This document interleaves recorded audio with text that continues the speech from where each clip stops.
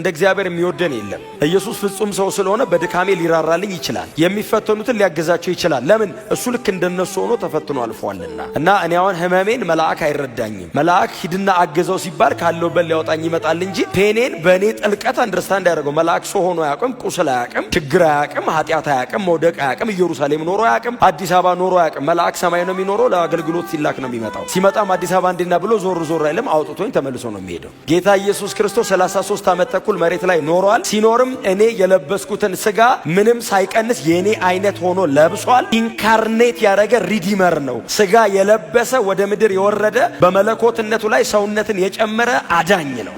ስለዚህ አዲስ አበባ ስራመድ ሲያቅተኝ እኔ ቅፍርናውን በዚህ በኩል አልፍ ያለው እና በዚህ ጋር ይለኛል። ይራራልኝ ይችላል፣ ይራራልኛል።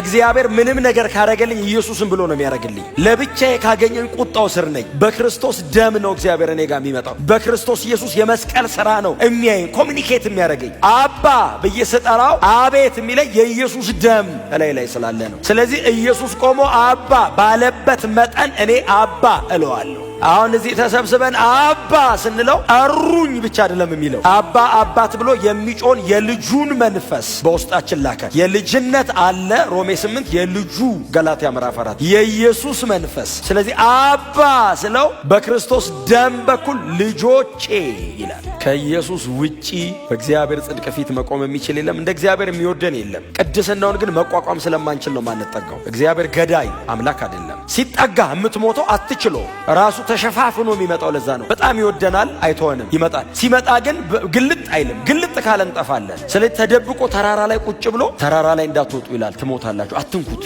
እባካችሁ አትንኩት ይላል። አትምጣ እንዳትሉት እፈልጋችኋለሁ ይላል። ግልጥ ብሎ እንዳይጨብጠን ደግሞ እንሞትበታለን። ድብቅብቅ ብሎ ግን ያወራል። በመገናኛ ድንኳን በምን አቆራርጦ የሆነ ነገር ይላል። መሬቱን ያጨሰዋል፣ አለት ይሰነጥቃል፣ ያንቀጠቅጠዋል። ሰው መውደዱ እኮ ነው መሬት መሸከም አቅቷት። ሲናኮ እስካሁን እኮ ወገቡ ጥቁር ነው። እግዚአብሔር ያን የዛሬ 3400 ዓመት የወረደበት ማለት ነው። አንድዶት ሄዶ ማለት ነው። ሰው ፈልጎ መጥቶ እኮ ነው ተራራ የነደደው። ሞከራ አሎን ሲለው ምን እናርግ ሲል ልጁ እኔ ሄዳለሁ፣ መደባበቅ ቀርቶ ፊት ለፊት አመጣቸዋለሁ፣ በድለውኛል ሲል መስዋዕትን ይሆናቸዋለሁ።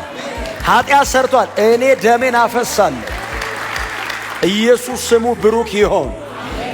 በእግዚአብሔር አብ ጽድቅ ፊት ለዘላለም ያቆመን ስሙ ብሩክ ይሁን። አድኖን ድናችኋል ከማለት ያልፋል፣ በየዕለቱ ደግሞ ያግዘናል።